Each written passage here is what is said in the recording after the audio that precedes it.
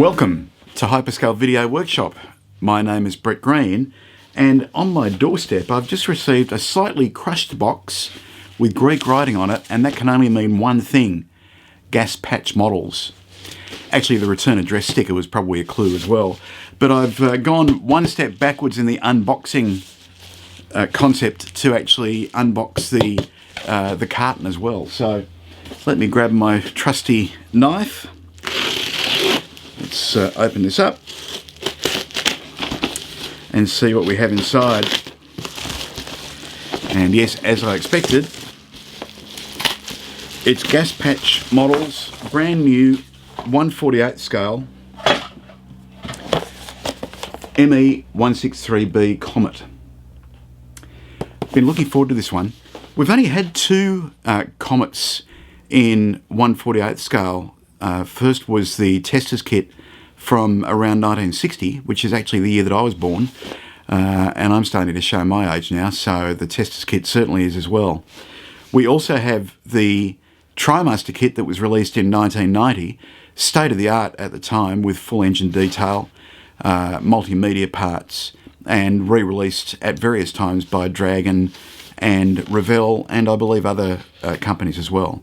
So it's been quite a while since 1990. We're talking about 31 years, and we finally have a brand new tool, Me-163. Let's take a look in the box. Just a little adhesive tab there. There are 5 marking options that are on the side of the box. One of them is in a yellow colour, and the others are in traditional late war Luftwaffe colours. The box is quite sturdy, which is just as well, because it has copped a bit of a bashing between Greece and Australia. And inside here we have a whole bunch of separately bagged sprues. So let's just take a look at the first one, and it looks like that's wings. It's not a resealable bag, so I'll go back to my trusty Alpha knife again, and we'll have a look at the first sprue. Lovely stuff, very nice. It's a medium grey plastic, small attachment points on the sprues, very restrained surface textures on the wings, which I believe is appropriate for the Me-163. We can see that there are separate slats that we're obviously going to have there, which is a good thing. We've got fuel filler points and so forth as well. So looking very, very nice just on that first wing sprue. Oops. Let's see if we can find the, there we go. There's the fuselage sprue. Once again, we'll just open that one up. And really delightful, once again, beautifully restrained detail and surface textures on the fuselage here. Very, very nice indeed. A separate nose cap. We have the separate leading edge slats. It looks like flaps and probably elevators as well, I guess. Separate rudder. Very subtle. Let's see if we can really zoom in on that. Nice subtle fabric texture there with a slightly scalloped. There's also detail moulded onto the inside of the fuselage, so that'll be cockpit sidewalls and so forth. It's also interesting, there's quite a bit of detail moulded on the wing root, on the outside of the wing root as well, so it'll be interesting to see how that all works. Next up we have all of these sprues, by the way, are bagged separately in plastic bags, so we won't be scuffing the parts against each other, which is nice. We have the cockpit tub, various bulkheads with lightning holes, nice seat in 2 parts, some very delicate detail for framing and so forth, and a whole bunch of little detail parts there, cannon, armament, and so forth. And the final grey sprue that we have here once we open it up. Contains wheels. So we've got 2 sets of wheels and tyres. We have the skid and more detail parts here as well. So the grey plastic parts are beautiful. Their last release, the last aircraft release in 1/48 scale was the Henschel 123, and that was a gorgeous kit. The moulding detail and the general level of detail on this looks at least equivalent to the Henschel kit as well. So that's good news for all of us modelers. We also have clear sprue here. We have the canopy. Oops. We have the canopy. We have the rear quarter windows, and there's a bulkhead that's moulded in clear. Presumably, that'll make life easier for us in that we won't have to necessarily glue in a small set of windows.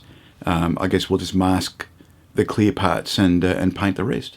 And also the pilot's armoured glass, which is inside the windscreen, and the gun side, of course, as well. Next is a bag which is resealable. So there we have a little bag there, and that contains some interesting goodies. Let's have a quick look at the photo etched fret first. So looks like it's probably flap detail and a couple of other detail parts in there, so that's all handy. Looks like a set of harness straps as well, often neglected by model companies, so it's nice to see the harness straps are included there. We also have a small bag, separate bag, which contains, I won't take them out because they're so delicate, contains the ammo feed. How nice is that? That is gorgeous. Mind you, if you've seen some of Gaspatch's various weapon sets and guns and bits and pieces, you'll understand why these resin parts look so good. Alright, so that was actually separate in the box, just floating around. And next in our final plastic bag is the main Decal sheet. This is printed by Cartograph in tiny, tiny, tiny writing on there, but you can see it eventually. So we have one captured and another several German options. The registration looks good. Yellow is always my bugbear. Yeah, yellow looks good. Yellow looks very nice. There we go. And also, one of the nice things about ME163 markings is they're rather quirky unit emblems, and we have a choice of 3 of those there. There is a separate set of national markings and also swastikas. I think the rules are starting to tighten up on the use of the Hakenkreuz in Europe in particular, but around the world as well. So we've got these split up so that technically they're not Hakenkreuzer. They're just, it looks like a letter D perhaps. We are also supplied with self-adhesive die-cut masks. Is there anything to focus on there? Yes, there we go. So that'll make life a little easier when you're masking the bulkhead and the canopy. And that's it as far as the plastic parts and the photo etch parts are concerned, as well as decals. We have a nice instruction booklet which runs to 24 pages. So it's about an A5 size. It's all nice glossy colour, and we have the colours called out on the front, and yeah, the instructions look very nice indeed. So yeah, they're great, aren't they? So not only do we have the colour instructions, they've given us illustrations of what the parts should look like when they're finished. I think that's something that a lot of companies would be well advised doing as well. Yeah, they're doing that all the way through. So if it's a little uncertain in the instructions how the parts should look at the finish, you've got a picture of the painted parts that are completed actually in the instructions as well. So I like that. I like that a lot. Nice. This is lovely. Okay, so, and then of course we have all the marking schemes in the guide at the back. So that's it. Oh, also, I did ask if they could send a set of their FUG-202 radar for an ME-110 project that I would like to conduct. So this isn't included with the ME-163 kit, obviously, but boy, are they nice. I'll review those separately, but they're incredible, the detail on those 3D printed FUG-202 array. So that's it. Brand new kit from Gas Patch Models, well worth waiting for. 1/48 scale Messerschmitt Me-163. I've finished basic construction of my special hobby Whirlwind. You can see I've got wings and tailplanes on, and the cockpit, which is absolutely gorgeous. So this isn't too far from completion, and I'll let you guess what'll be on my model desk next. But I'll give you a clue as well. It has the numbers 163 in it. Well, that's all we have for you today from HyperScale Video Workshop. From Brett Green, bye for now.